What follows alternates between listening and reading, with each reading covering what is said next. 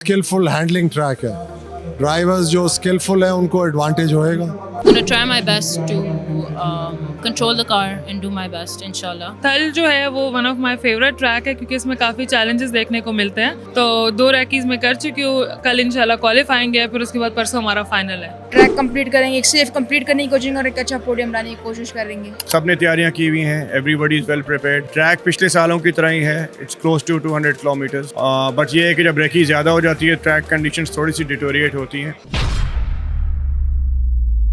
थल jeep rally का मेला सजने को है तैयार, जहां देखने को मिलेगा जबरदस्त मुकाबला। राइडर्स का जोश और जज्बा कितना है, आइए जानते हैं इस वीडियो में। Feeling good, feeling good. Qualifying is always challenging for us, but gonna try my best to control the car and do my best, inshallah. And bus just gonna try to control the car as much as I can. Difficult, challenging, different, and gonna try again my level best to control it as well as I can. The track is mostly the same, mostly as thick as it should be. गाड़ी मेरी change हो गई है, तो I'm from a Jimny I'm going to a Tacoma.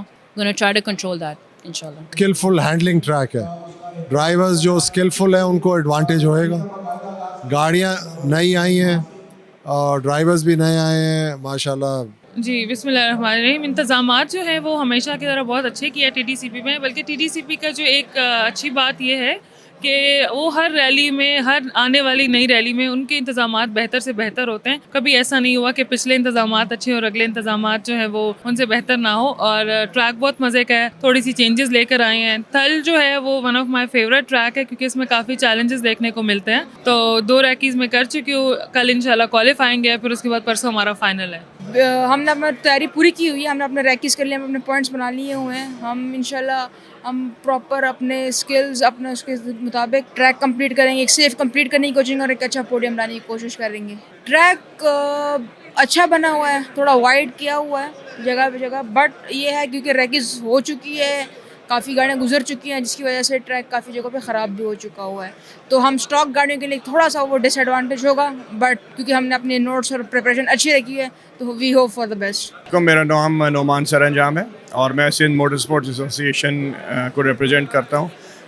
बिल्कुल जी, arrangement जो participants की जो तैयारियां हैं वो तो हर साल की तरह, क्योंकि ये पहली रेस होती है तकरीबन 5 महीने के गैप के बाद, तो हर कोई बहुत एक्साइटेड होता है इस रेस के लिए। तो सब ने तैयारियां की हुई हैं, everybody is well prepared. Track पिछले सालों की तरह ही है, it's close to 200 kilometres.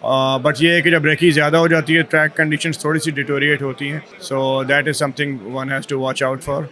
It's a handling track. इस ट्रैक की जो ख़ास बात है रादर वो ये है कि ये इसका जो सक्सेस रेट है या जो फिनिश रेट है वो बहुत लो है। तो ये बहुत ही टेक्निकल है, this is not like any other track. इस ट्रैक में इंसान को बहुत पेशेंस के साथ और काफ़ी टेक्निकल तरीके से ड्राइव करनी होती है, वरना आप यूजुअली अगर देखेंगे तो around 40% is the completion rate. अगर 10 गाड़ियों ने हिस्सा लिया है तो सिर्फ 4 कंप्लीट करेंगी, अगर 100 गाड़ियों ने लिए तो 40 करेंगी। तो ये टेक्निकल है, इसमें जो टेक्निकली गाड़ी को संभाल के तरीके से चलाएगा he will be the winner in the and. बाकी तो सब वैसे ही है। हाँ, ये कि इस दफ़ा इन्वॉल्वमेंट टीटीसीपी की काफ़ी बेहतर है और डिस्ट्रिक्ट एडमिनिस्ट्रेशन की भी हमेशा से अच्छी होती हैं। पार्टिसिपेंट्स की पार्टिसिपेशन कुछ ज़्यादा नज़र आ रही है, क्योंकि वही बात है कि बीच में 4-5 महीने कोई रेस नहीं हुई थी, तो everyone wants to now get back to racing. तो इसीलिए काफ़ी लोग इसमें आए हुए हैं और पुरुमीद हैं। यंगस्टर्स काफ़ी नए नए नज़र आ रहे हैं इस रेस में। तो लेट्स सी कि क्या होता है जी।